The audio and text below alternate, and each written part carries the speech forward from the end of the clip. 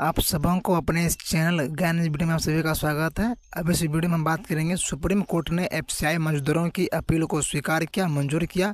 अब सबका ज्वाइनिंग होगा, जल्द होगा और इस वीडियो में हम पूरी जानकारी देखेंगे। अपील में क्या क्या कारण थी और किस वजह से इसको स्वीकार करना पड़ा। एफसीआई मजदूर का जो अपील है वो अपील को सुप्रीम कोर्ट ने स्वीकार किया, क्यों किया और इसका ज्वाइनिंग कब होगा, इससे जुड़ी जानकारी इस वीडियो में हम प्राप्त करेंगे। वॉइस को लेकर थोड़ा प्रॉब्लम हो सकता है क्योंकि गला थोड़ा फंस गया है, तो इसके लिए सॉरी। और अगले जो वीडियो बनेगा उसमें हम कोशिश करेंगे 100% थोड़ा क्लियर वॉइस में आपको वीडियो मिले। तो आप इस वीडियो में बने रहिए और देखिए। और हमारे इस चैनल पर फर्स्ट बार आए हैं तो चैनल को सब्सक्राइब जरूर करें, ताकि जो भी वीडियो एफसीआई से जुड़ी जानकारी अपलोड करे वह सबसे पहले आप तक पहुँचे और सही जानकारी सही टाइम पर आपको मिल सके। इसमें देखिए, श्रमिकों को 2 दशकों तक सेवाओं की अनुमति देने के बाद प्रबंधन अवार्ड को चुनौती नहीं दे सकता।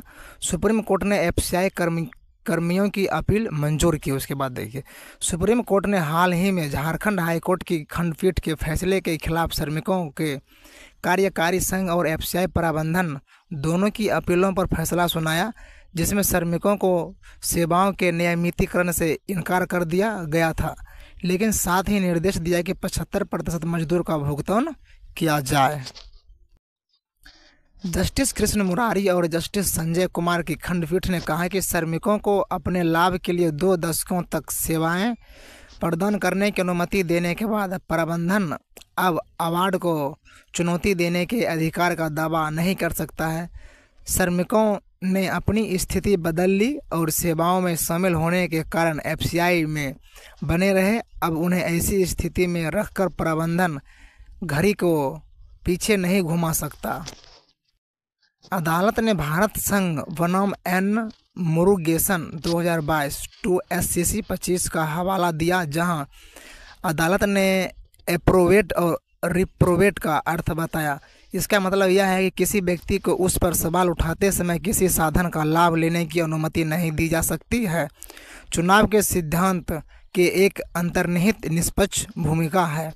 खंडपीठ हाईकोर्ट की एकल पीठ के फैसले से सहमत रही, जिसने फैसले को बरकरार रखा था और इसलिए एफसीआई के श्रमिकों के पक्ष में अपील की अनुमति दी गई। तथ्यात्मक पृष्ठभूमि यहाँ पर दिया हुआ है।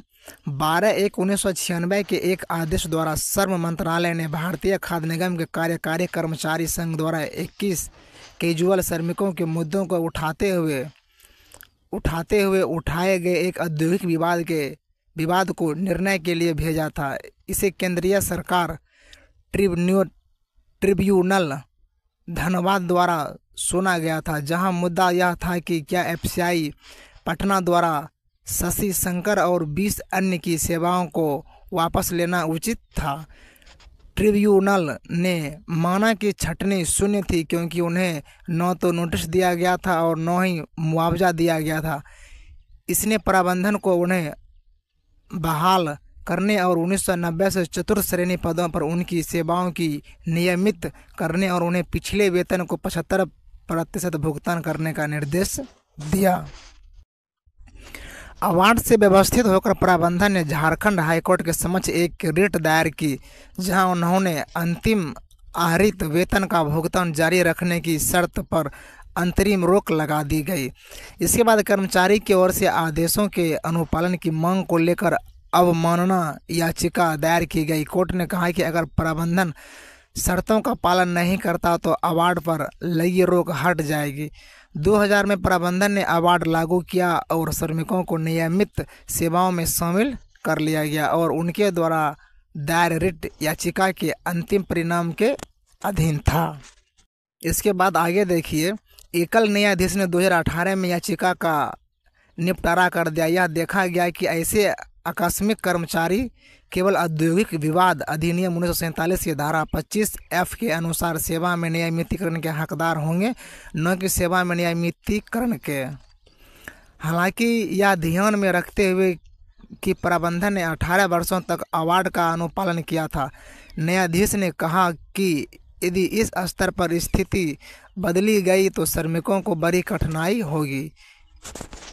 इसके बाद देखिए आगे, 2019 में झारखंड हाई कोर्ट की एक खंडपीठ के समक्ष प्रबंधन द्वारा एक अपील दायर की गई थी, 2020 में पीठ ने सेवा को नियमित करने की अनुमति नहीं देकर आदेश को संशोधित किया, लेकिन 75% बकाया वेतन का भुगतान करने का निर्देश अछूता रहा। इसमें देखिए कोर्ट का क्या फैसला रहा है। इस अदालत ने पाया कि जहां तक सेवा में बहाली और हाईकोर्ट की खंडपीठ के समक्ष बकाया वेतन के भुगतान का सवाल है, प्रबंधन ने अवार्ड का विरोध नहीं किया, इसलिए प्रबंधन उन मुद्दों को सुप्रीम कोर्ट के सामने नहीं उठा सकता। अदालत ने इस बात पर जोर दिया कि प्रबंधन ने रिट याचिका में लंबित रहने के दौरान अवार्ड को पूरी तरह से लागू करने का विकल्प चुना और श्रमिकों ने 18 वर्षों तक इसका लाभ उठाया। प्रबंधन ने स्वेच्छा से अवार्ड को उसकी संपूर्णता में लागू करने का विकल्प चुना था, भले ही उन्हें सशर्त अंतरिम सुरक्षा प्रदान की गई थी। इसके बाद आगे देखिए, अवार्ड के अनुपालन के बाद इस रिट याचिका के शीघ्र निपटान की मांग करने वाले प्रबंधन का कोई सबूत नहीं था। एकल पीठ के अंतरिम आदेश की शर्त यह थी कि प्रबंधन कर्मचारियों को अंतिम आहरित वेतन का भुगतान करे। हालांकि प्रबंधन आगे बढ़ा और श्रमिकों को समाहित कर लिया। कोर्ट ने कहा, कर्मचारियों को 2 दशकों से अधिक समय तक अपने लाभ के लिए नियमित सेवा में रहने की अनुमति देने के बाद प्रबंधन अब इस अवार्ड को जारी रखने और अपनी चुनौती को प्रचारित करने के एक अपरिहार्य अधिकार का दावा नहीं कर सकता है, केवल इसलिए कि इसने अवार्ड के पहले अनुपालन को लंबे समय तक सशर्त बना दिया है। नियमित सेवा में उनके समाहित होने के आलोक में इन श्रमिकों ने, जिन्होंने अन्यथा कहीं और रोजगार के अवसरों का विकल्प चुना होगा, अपनी स्थिति बदल ली और एफसीआई के साथ बने रहे। उन्हें उस स्थिति में रखने के बाद यह अब प्रबंधन के लिए खुला नहीं है। एफसीआई समय के पीछे करने की कोशिश कर रही है। और ये जो मुद्दा अभी चल रहा था, इसमें आप इसका देखिए केस नंबर भी दिया हुआ है। किसके दिया? एफसीआई कार्यकारी कर्मचारी संघ बनाम नियोक्ता एफसीआई प्रबंधन, सिविल अपील नंबर यहाँ दिया हुआ है 4152, उसके बाद डॉट करके दिया हुआ है, या 2023, उसके बाद ब्रैकेट बंद करके special leave petition C number इतना दिया हुआ है। इसके अनुसार आप इस फाइल को चेक भी कर सकते हैं कि क्या क्या मामला इसमें चल रहा था। तो इस वीडियो में यहीं तक, फिर मिलेंगे दूसरी वीडियो में। अगर आप हमारे इस चैनल पर फर्स्ट बार आए हैं तो चैनल को सब्सक्राइब करें, ताकि जो भी वीडियो एफसीआई से जुड़ी जानकारी अपलोड करे वह सबसे पहले आप तक पहुंचे और सही जानकारी सही टाइम पर आपको मिल सके। तो थैंक्स फॉर वॉचिंग। जय हिंद।